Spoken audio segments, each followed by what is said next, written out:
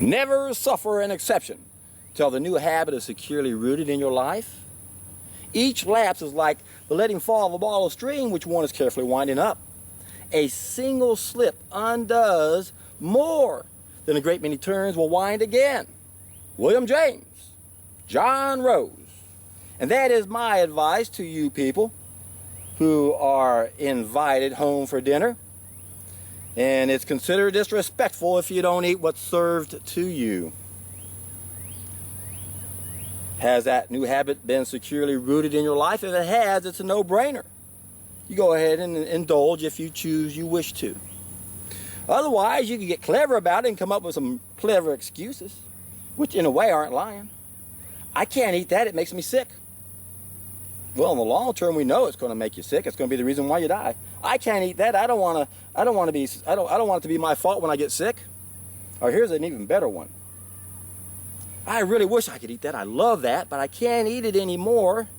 Or I shouldn't eat it anymore because it gives me violent, painful diarrhea. Violent, painful, stinky diarrhea. Now, I really want to eat it. I wish I could. Y'all don't mind, do you? I mean, it really does hurt. People hear me screaming miles away, but you don't mind if the neighbors hear me screaming with violent diarrhea all day long, dozens of times. You don't mind, do you, if I get sick by eating that? Hey, that's not food. It's disrespectful for you to insist that I keep perpetuating this mistake. Remember, folks, our traditions is a accumulation of all of our it's reflected in all the accumulation of all of our wisdom and all the accumulated mistakes we've made. So all the great things about our species is reflected in all that accumulated wisdom, and then all the horrible things that we don't like about our species is going to be reflected in our accumulated mistakes. And that mistake is when we insist that people eat our food. And that's because most of the food people are eating, it's not food. It's the reason why we're in hell. So when you are invited into a place that is awkward for you to be in, a lot depends on where you're at. One slip, a single slip can undo all that hard work you're trying to achieve. And I always like to look at these occasions as an opportunity to enlighten people and get excited about it. Hopefully they'll be open to that.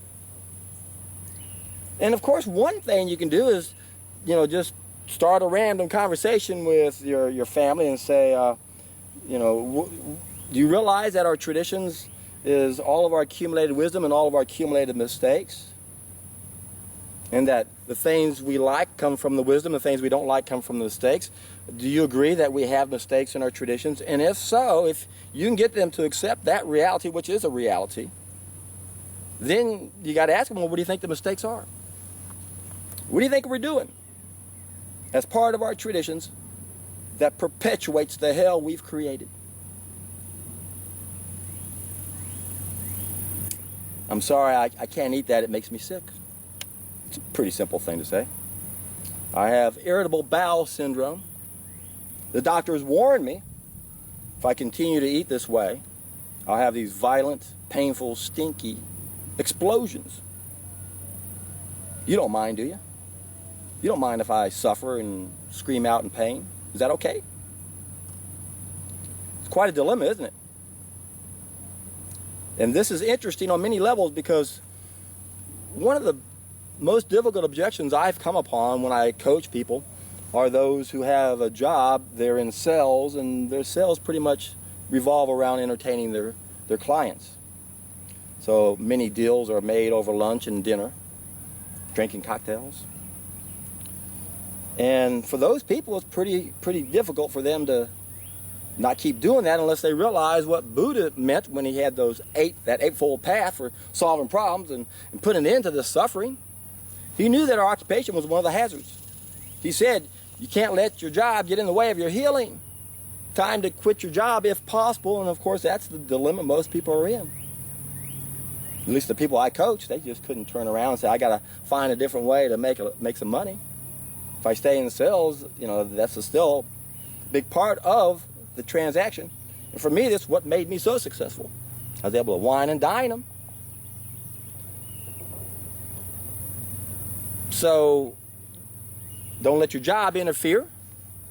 Don't let your family even interfere if it's at a crucial time in your life, and you can explain it to them if you really love them, or if they love you too, and they should. So, and I understand where you're coming from. You want me to have values, and I can understand how that is part of our traditions. A lot of cultures didn't have a whole lot of money, and if you were stranded and you came upon them and they didn't have much food to eat themselves, they would still invite you to dinner and share with them. And I can sure understand how that might be considered an insult. However, I'm sure they'd be thrilled to death saying, no, that food makes me sick. Like, oh boy, we was hoping we'd have more food to eat. But again, they think it's disrespectful if you don't eat my food. You're trying to say something's wrong with my food? You're damn right I am. That's it. That's exactly what I'm saying. Look at you, man. Stop buying that tripe the doctors tell you that it's not your fault and you can keep eating the same thing. There are no chemical solutions, my friends, to these lifestyle-related problems. And most of them come from the food we eat. Because when we eat the wrong food, that makes us do all the other things we shouldn't do. So if you don't address the root cause to all those other things we do, you're going to struggle. Which was, again, the point behind Tolstoy's The First Step, the essay he wrote for that great book, The Ethics of Diet, where he said that we struggle with the higher virtues because we don't understand the lower virtues, that of self-control. We're gluttons. We're eating the wrong food. Got to address that problem. If you really want to stop struggling with those other things you're struggling with, look at the base. Look how important your food choices are. They're huge. And once again, once the habit is securely rooted and the family gets together and you want to partake, I don't see any problem at all with that. Once the habit is securely rooted. It's not what you do occasionally that gets us in trouble. It's what we're doing daily. And I mentioned before how important the family component is to our emotional life. But we also have to understand how important our own health is, and that we might be at a stage where we can't do this. Can't begin to tell you how many people I've coached who started the program saying, you know, I've got this event I've got to go to at a certain time, and we got to plan for that. I always tell them, you know, you really don't know how you're going to fill that time, so let's minimize that planning because we don't want to be too programmed into something that we might not want to do to begin with. And yet I see this happening too many times. People say, I had that family reunion. I was on a roll. I was on day 57 of a solid food vacation or whatever. Was into it, had some good momentum. And then go to a family celebration and gain 30 pounds in a couple days. Or within 4 or 5 days, which is not hard to do. If you damaged yourself, I did a 30-day experiment where I gained 17 pounds in the first 20 days by damaging my system. Now, I mentioned in my previous video, and today's Tuesday, I taped that on Sunday, that we can't step in the same body twice. And that really has more to do with testing out various cleansing programs. Because I was reminded of good old Arnold Ehret. Really liked that man. Was turned on to him by Catherine Kennedy many years ago, who was very well known here in Houston at the time, since she had trained under Ann Wigmore and followed her protocol. And when I first met the woman, I was telling her about doing my solid food vacations and documenting everything. And she goes, you remind me of Arnold Ehret. So she handed me about 4 or 5 books of his and said, you know, he did the same thing you're doing. He experimented on his body, and he said the only people who can really evaluate something are people who are really clean. So he would do a water fast and get all clean, and he would test out different types of diets. So in that perspective, you can sort of step into the same body twice. But not when it comes to the old garbage that's in us. I can never step into the same body I had when I was 40 years old, and I finally said, let's go the distance and get rid of that 20-pound cesspool. I'm not about to put that 20-pound cesspool back in me, but I did a 30-day experiment, and I filled all those spots back up. But it was a little bit different. It was relatively fresh old waste matter instead of ancient old waste matter that was in there.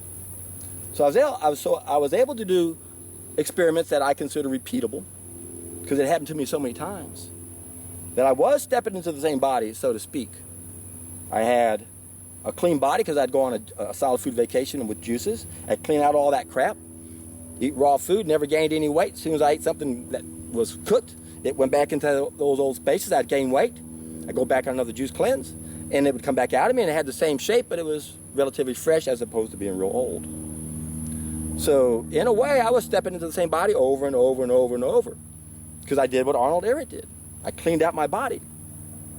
And then I was able to see what was going on, and that was the best thing that ever happened to me, because that's when it dawned on me that I was seriously damaged, and that I cannot violate a law of nature without having the consequences from that law. And when it comes to the ones we love the most, my friends,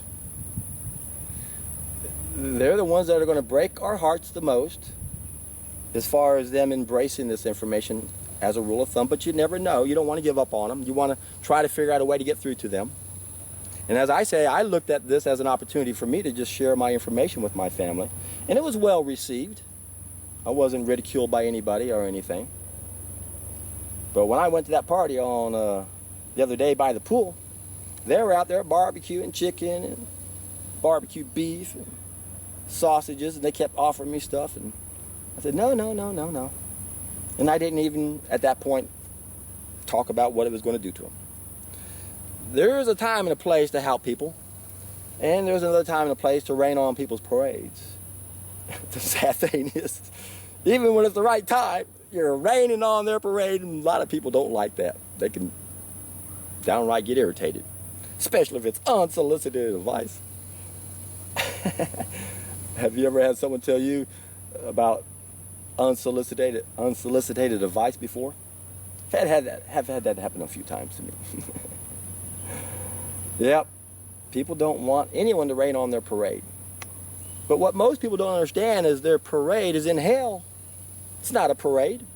Sure, you're planting your garden where you live, and you have to do that. But we have to realize there is a better place that most people have never even been to before. But it's accessible to all of us. It's within all of our reaches. All we have to do is just test an idea as time has come. Take a solid food vacation, reset your feedback system, and then try as hard as you can to maintain until the habit is securely rooted. And good luck, because the chances are you're going to be just like most people. You're going to test it to see what you can do to get away with it. Isn't that kind of what all of us do, sort of? It's every alcoholic's dream to find some way to still have it, as Oprah once said. So you'll probably do that. That's what I did. Fortunately for me, I was monitoring my weight, and I gained weight really fast when I did that. So that's what you want to do. And why? Because you shouldn't gain 2 pounds by eating a couple hundred calories of broccoli. Now, you can have edema, so that can change the scale somewhat. Just by consuming a lot of salt, bad salt one day, you can mess up your total weight.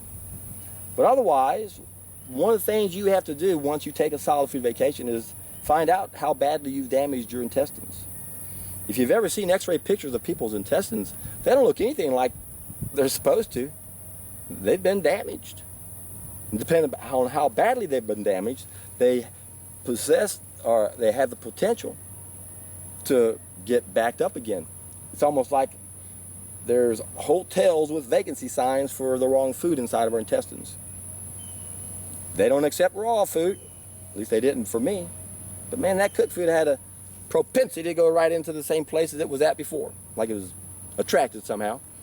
Just had the right texture to just slide right back into there. And if you start gaining weight really, really fast after you take a solid food vacation on juices, you have to be careful what you're gaining isn't bad stuff. Now, water fast, obviously, that's a different story. You're losing a lot of protein, a lot of muscle tissue, a lot of healthy tissue is lost while you do a water fast, which is one of the reasons why I prefer the juices so much more, because you should not lose any muscle mass at all on a solid food vacation. I never do. I've been able to put an inch on my chest on a 30-day solid food vacation on juices several years ago, just by changing my routine from using weights to using my body, which meant I had to do it longer, and implemented the overload principle more and saw results.